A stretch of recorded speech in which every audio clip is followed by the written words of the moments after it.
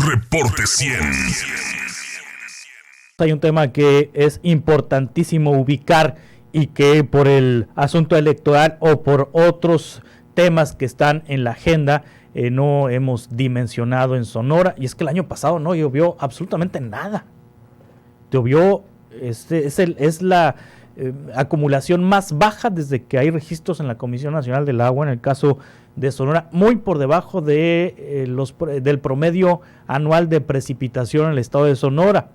La situación no ha hecho crisis todavía porque hace 2 años llovió bastante por encima del promedio, entonces queda ahí un almacenamiento que está evitando que la crisis estalle, pero si no llueve de aquí al verano, a ver cómo le hace Hermosillo, porque con todo y acueducto, la presa del Novillo está bajando un día sí y el otro también, y el acuífero de la costa pues ya está abatido, está muy impactado, ya lo sabemos, y hay una circunstancia que puede poner en aprietos a Hermosillo, pero no únicamente Hermosillo. La Ciudad de México tiene una crisis también tremenda que ya les está estallando. Óscar Ocampo es coordinador de Energía y Medio Ambiente del IMCO.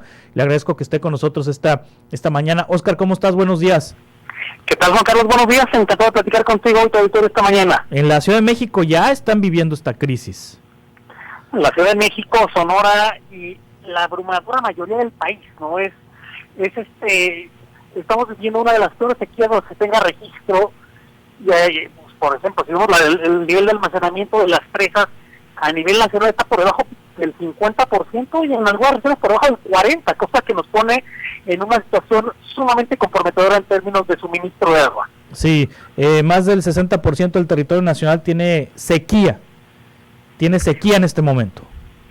De hecho, más del 60% tiene sequías severas o extremas, sí, pero más del 90% tiene algún tipo de sequía. Sí. De ese tamaño esa es la magnitud de la crisis que estamos padeciendo en este momento. Óscar, ¿es porque no hay agua o es porque el agua que tenemos no la administramos bien, o hay mucha agua pero no la usamos correctamente? Es un poco de las dos.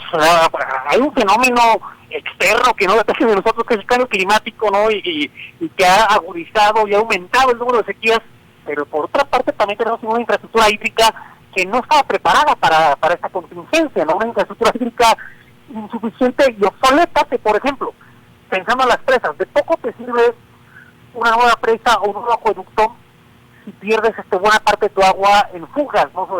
Y ahí es donde entra la parte de la mala gestión, ¿no? Ahí es donde entra la parte de, por ejemplo, diversificar tus fuentes de agua, no pensando obviamente en preservar el agua potable a través del mantenimiento de tuberías, alcantarillado, pero también apostarle a la recolección de agua pluvial, pero también apostarle a aumentar el tratamiento de aguas.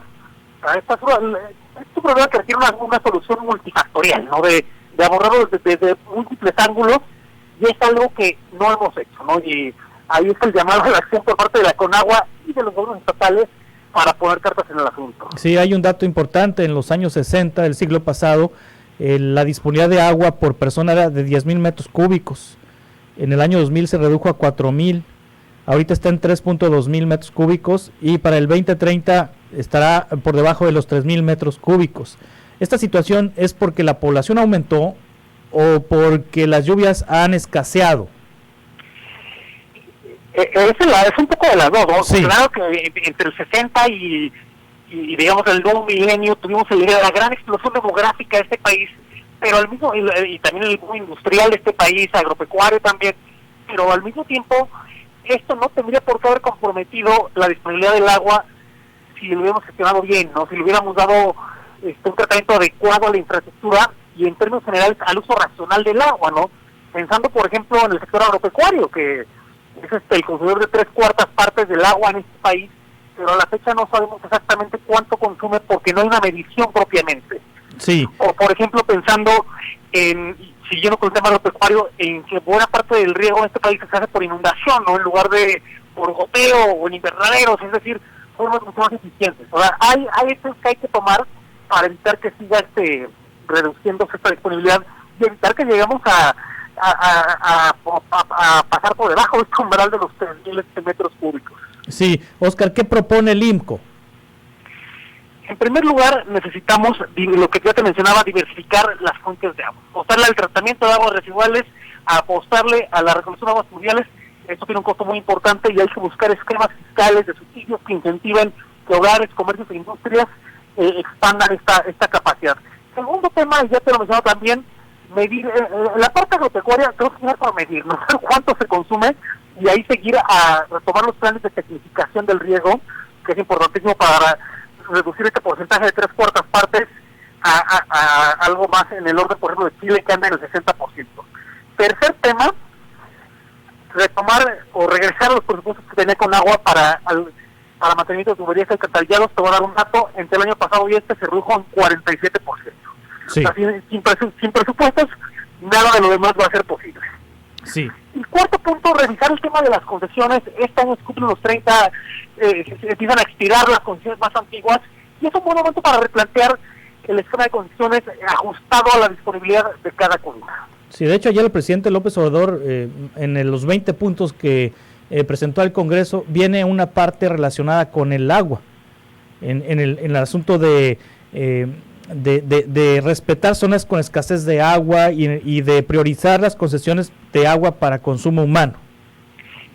Y eso es un tema muy delicado, como se plantea en la iniciativa, porque habla de que se cancela la posibilidad de nuevas concesiones distintas al consumo humano o al uso doméstico en zonas con baja disponibilidad. Pero no nos dice, por ejemplo, baja disponibilidad en qué periodo, baja disponibilidad durante cuánto tiempo. Y eso es muy importante porque mal implementado esto podrías afectar inversiones, por ejemplo, en el sector agropecuario, podrías afectar inversiones en el sector industrial, podrías afectar a productores agrícolas, porque bueno, o sea, suena muy bien, pero también, y Sonora es un buen ejemplo, ¿no? Sonora tiene una disponibilidad relativamente baja y al mismo tiempo tiene un sector agropecuario muy competitivo y muy importante. Bueno, ¿qué significa esto? Que ya no vamos a poder apostar al sector agropecuario de Sonora porque tiene baja disponibilidad. Así que va a haber que ser muy cuidadosos en cómo se aterriza esta iniciativa y cómo se ajusta en el Congreso de la Unión esta redacción.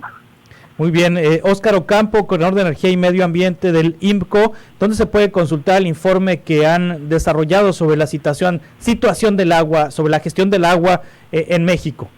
Este informe y todo el resto de nuestra agenda de aguas la pueden encontrar en www.imco.org.mx. Gracias Óscar. Encantado, bonito día. Hasta pronto. Reporte 100.